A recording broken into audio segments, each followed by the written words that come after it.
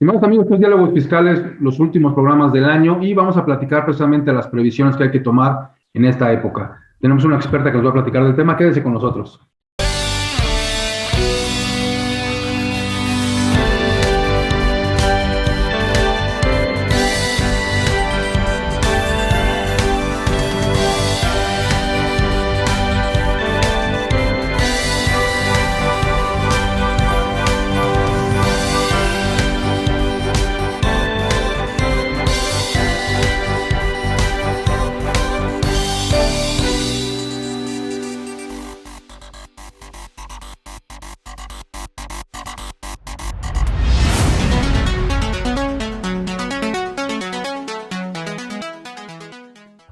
Bien, pues como comentamos en la introducción del programa, hoy vamos a platicar de algunos de los cuestionamientos que muchas personas se hacen al cierre del ejercicio, algunas medidas que tenemos que tomar, algunos cálculos especiales que tenemos que realizar y sobre todo prepararnos para un posible cambio de régimen fiscal. Y bueno, nos acompaña como otras ocasiones ya lo ha hecho, ya es una persona que asiduamente está en este programa. Le agradecemos a la contadora Sandra Cuevas que esté con nosotros. Sandra, muchas gracias por estar con nosotros.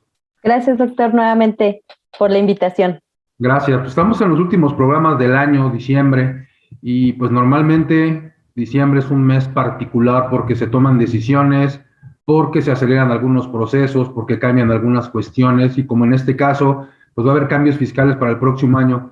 Y bueno, no es que lo tengamos que hacer en este mes particularmente, pero ya tiene tiempo que las empresas previsoras particularmente vienen preparando su cierre del ejercicio fiscal, su cierre financiero. ¿Qué actividades todavía crees que las empresas puedan llevar a cabo en el ámbito fiscal, financiero, contable? Claro que sí, doctor. Como bien dice, estamos prácticamente por cerrar el año y no se puede cerrar el año, yo diría así, sin que realicen un cierre por lo menos fiscal previo, como le llamamos nosotros, del ejercicio. Entonces, importantísimo, si ustedes ya están pensando en el aguinaldo, en las vacaciones, en las festividades, no pueden llegar a este punto si previamente no estamos trabajando en el cierre fiscal. ¿Qué pueden hacer las empresas? De entrada, doctor, yo diría empezar a revisar comprobantes fiscales. Hay una serie de actividades y de tareas que implica hacer el cierre fiscal. ¿Qué pasa actualmente? Y lo hemos platicado en otras ocasiones. Un punto muy importante de fiscalización para la autoridad son los comprobantes fiscales. Entonces yo partiría primero revisar comprobantes fiscales, qué existe en la contabilidad y qué tiene el SAT, porque hoy nos podemos encontrar cancelación de comprobantes en mi sistema y que resulta que en la base del SAT están vigentes por la situación que ustedes gusten y manden. Comprobantes fiscales también en el tema de nómina. Estamos teniendo muchas revisiones del comparativo que hace la autoridad con los comprobantes fiscales versus lo que se haya declarado en todos los rubros que tengan que ver con comprobante fiscal. Entonces, comprobantes fiscales para mí es un área muy importante a revisar y precisamente hacer una conciliación en este sentido de qué está declarado, de qué tengo en contabilidad y de qué conoce el SAT en este sentido para poder tomar este tipo de decisiones. Tengo comprobantes duplicados, hay que cancelar. Hoy le puedo decir que con los cierres previos que hemos manejado a la fecha es de lo más importante que hemos revisado y además es de lo que nos hemos encontrado. Duplicidad de comprobantes o comprobantes que en apariencia quedaron cancelados y que a la fecha no. Eso sería uno de los puntos. Papeles de trabajo. Recordemos que la contabilidad se integra de los libros y de una serie de Comprobantes, listas. ¿qué conciliamos concretamente? ¿Qué conciliarías tú? ¿Pagos provisionales, ingresos del ejercicio, gastos, deducciones? ¿Qué cotejarías? ¿Qué cotejos harías? De entrada vamos a separar estos comprobantes fiscales en dos rubros, ingresos y deducciones. Y entonces en la parte de ingresos vamos a conciliar todos mis comprobantes CFDIs de ingreso con los pagos provisionales que se han declarado en cada periodo. Hacer las anotaciones correspondientes cuando el comprobante se generó fuera de tiempo o incluso si tenemos comprobantes de anticipos, que esos deberán de estar reconocidos dentro de contabilidad en un rubro de pasivo, no en resultados. ¿Y qué pasa en la práctica, doctor? Estamos tan acostumbrados a hacerlo todo mecánico. a manejar ya nuestros sistemas de contabilidad de forma automatizada, que le aventamos literalmente todos los comprobantes fiscales y mándalos a una póliza de ventas. No estamos haciendo un debido reconocimiento en contabilidad y en primera instancia, pues que esos CFDIs de anticipo realmente reúnan las características de anticipo, porque hay veces que en anticipo, doctor, tenemos pagos a cuenta que no los estamos clasificando bien y los tenemos reconocidos ahí en el rubro de anticipos o viceversa, ¿no? Conceptos que sí son anticipos reconocidos como ventas. Entonces, ese sería el primer procedimiento en tema de comprobantes. Quien nos sigue tenga esa claridad, que bueno, seguramente la tendrán quienes estén en el ámbito de lo contable.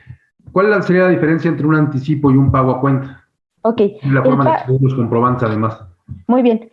El anexo 24 nos aclara perfectamente y nos define qué es el anticipo y me habla de características principales.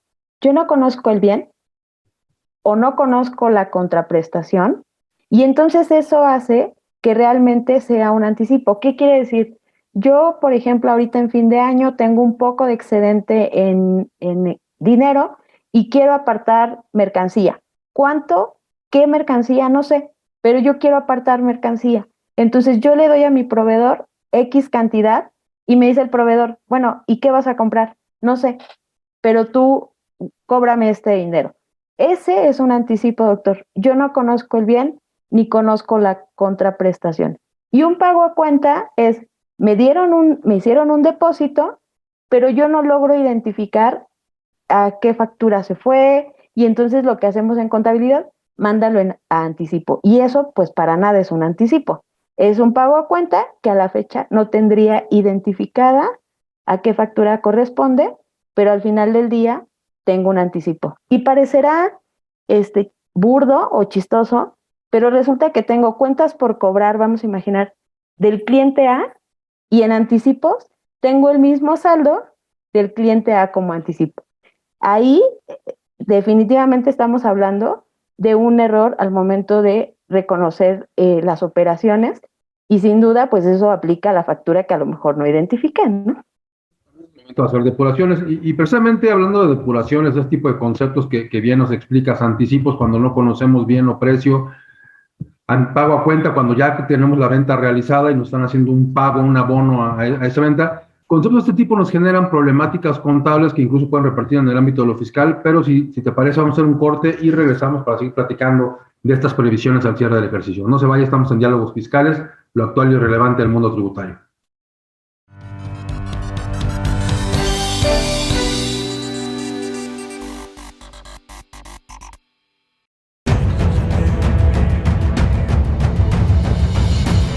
En 1986 nació Información Dinámica de Consulta con la misión de dar información a profesionales del ámbito jurídico. Evolucionamos contigo y en 2001 logramos informarte en tiempo real gracias al nacimiento de IDC Web. Dimos paso en el 2016 a Foro IDC, un evento de alto nivel para el impulso de la competitividad del empresario mexicano. En 2017, unificamos cada avance bajo el dominio www.idconline.mx. Hoy puedes encontrarnos en múltiples plataformas con información vanguardista y especializada para capacitar e informar a los elementos clave de las empresas.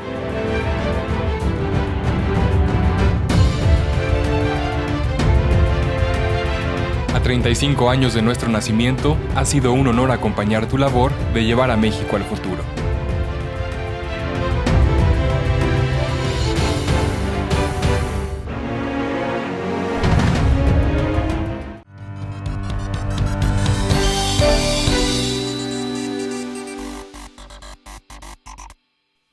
Bien, pues regresamos y terminando un año y también terminando el año y empezando el otro, porque al final del día, algunas de las decisiones que vamos a ejecutar el próximo año tendrán que tomarse a partir de y entre ellas, precisamente refiriéndonos a eso que tú dices, malas prácticas en los registros contables, indebida definición de políticas contables que a lo mejor ni siquiera existen o no están documentadas adecuadamente, pues podrían dar como necesidad o podrían ubicar una necesidad que es la generación de una guía contabilizadora.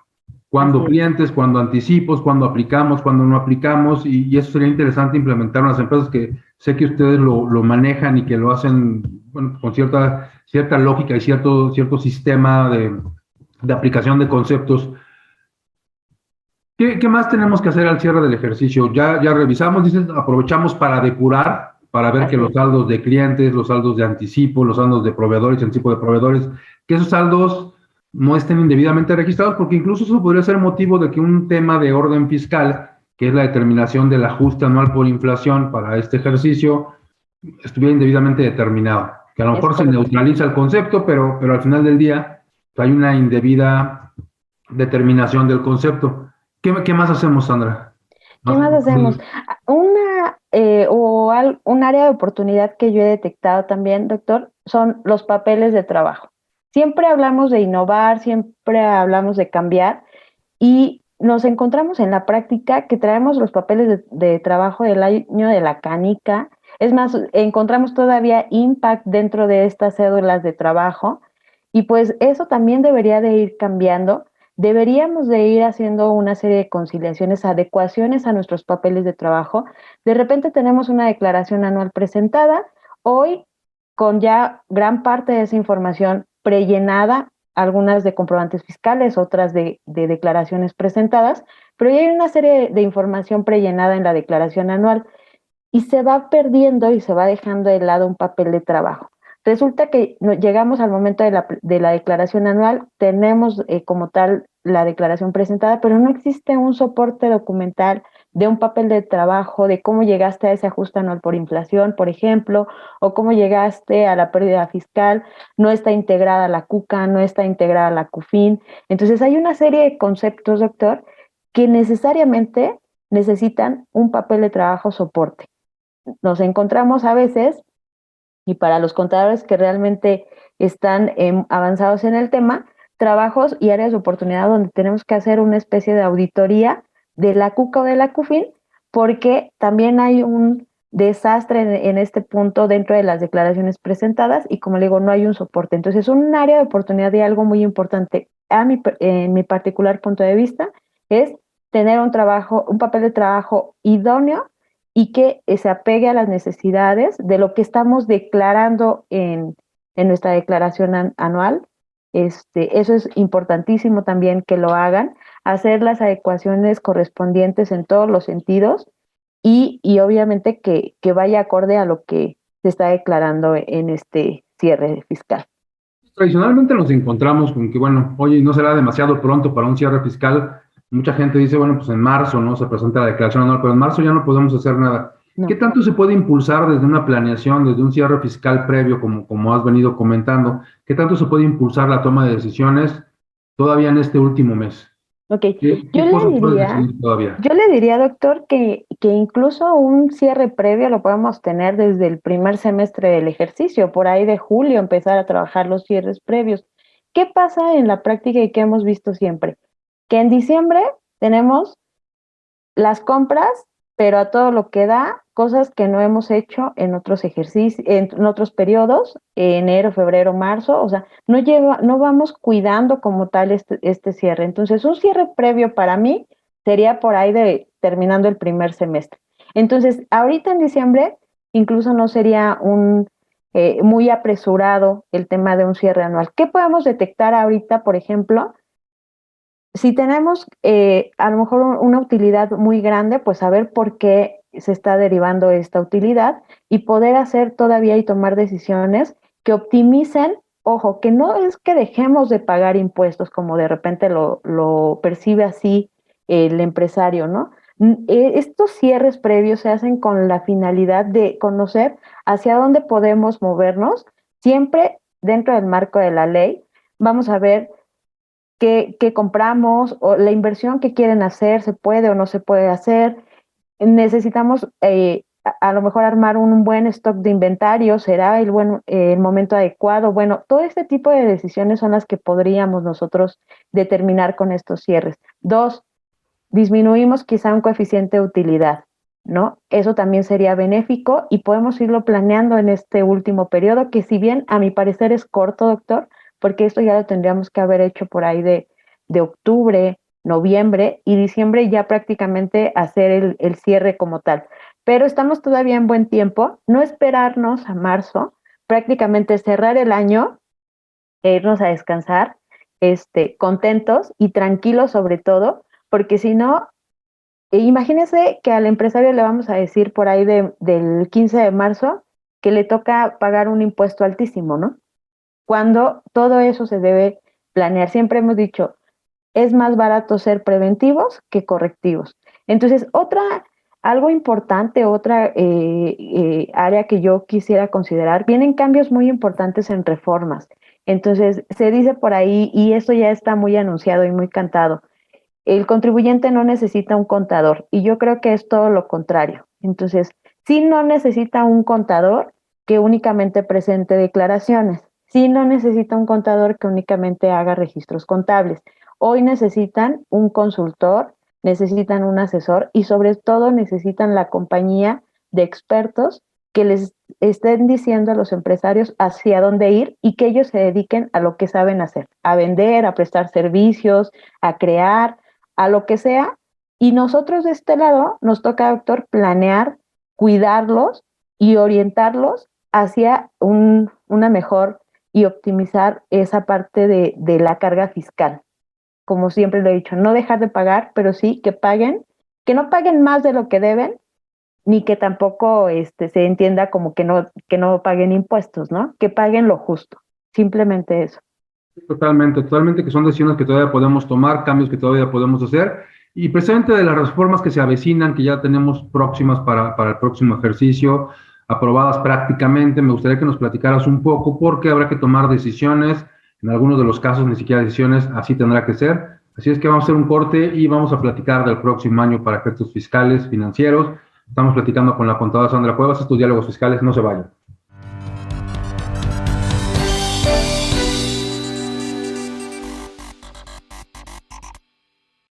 ¿Conoces una plataforma de capacitación? IDC Click es un servicio de streaming para tu capacitación en cualquier dispositivo. Resuelve tus dudas en nuestros seminarios fiscales, jurídicos y laborales. Todos nuestros programas de televisión en una sola plataforma. Todo esto en un solo catálogo disponible las 24 horas.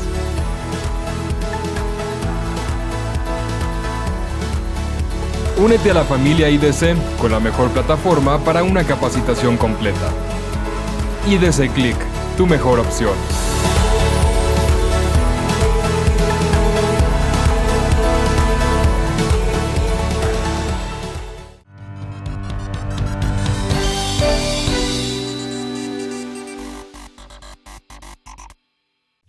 Bien, pues regresamos, estamos platicando con la contadora Sandra Cuevas del cierre, y ya decías, hay que tomar algunas previsiones de carácter fiscal y financiero. Finalmente hay una combinación de los conceptos que, si bien no son equivalentes, sí están total y absolutamente vinculados, la contabilidad y la determinación de los resultados fiscales que tenemos que ir generando al cierre del ejercicio. Pero este es un año particular porque muchas empresas se despedirán de ese famoso régimen general de ley que tantos años tiene para las personas morales, con pocos cambios, con modificaciones algunas, pero desaparece el concepto que hemos manejado pues prácticamente desde que cambió el costo de ventas para reincorporarnos las compras para reincorporarnos con costo de ventas, y hoy en una época que, si bien maneja una inflación más alta que otros ejercicios, no llega a aquellos estándares en donde se estimó que era prudente utilizar las compras en sustitución del costo de ventas. Una inflación que tenemos cercana al 7%, que quizá llegue un poco más arriba de eso, pero que quizá no amerite el cambio tan drástico que es para compras, porque además difiere del conocimiento que tenemos de generar o no utilidades. O sea, nos estamos guiando por flujos, y me parece que con cierto grado de desconocimiento se ha creado un régimen simplificado de confianza, que también se le llama así, para personas morales, que se maneja con base en flujos, y los flujos son peligrosos particularmente para el Estado, porque permiten totalmente planeación. Compro y es deducible. Entonces, ¿qué nos puedes platicar de este nuevo régimen que viene para 2022? Así es, doctor. El famoso RECICO, como lo han mencionado en el medio, este régimen simplificado de confianza, ya se veía venir, ya era algo también que comentaban desde años anteriores, un régimen aparentemente de confianza, como su nombre lo dice, y como bien apunta, doctor, para las personas físicas será opcional, para las personas morales no es opcional, es obligatorio, se tienen que apegar a este régimen. Y como bien lo dice, hoy se vuelve lejos, yo creo que de repente a la autoridad se le van ciertos detalles.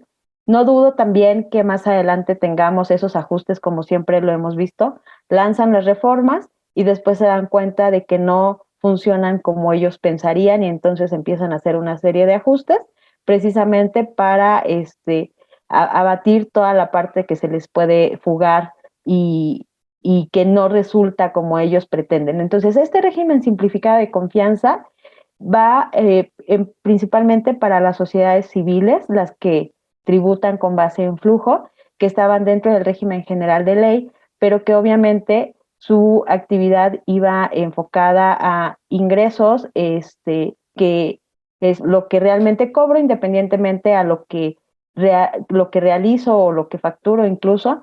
Entonces, aquí ellos acumulan el ingreso, no acumulan ingresos en crédito, acumulan los ingresos efectivamente cobrados y este régimen pues es básicamente sobre esos ingresos efectivamente cobrados aplicar una tasa fija mensual dependiendo de los ingresos que se perciban en cada uno de los periodos. Entonces, eso viene para 2022. Al final del día, como le comentaba, su nombre dice confianza, entonces la autoridad confiará en que los comprobantes fiscales que emita este contribuyente es lo que realmente ha cobrado. Se vuelve importantísimo todavía el tema de los comprobantes fiscales. Hay que ver qué gente tenemos al frente de esta tarea que los esté haciendo bien, porque el famoso PUE y PPD pues toman nuevamente relevancia. Siempre lo ha sido, doctor? Esto no es nuevo. El tema es que hoy nos van a servir precisamente para que la autoridad nos envíe una propuesta de impuestos y el contribuyente diga si la acepta o no, pero esta propuesta irá y prácticamente se alimentará de los comprobantes fiscales, ¿no?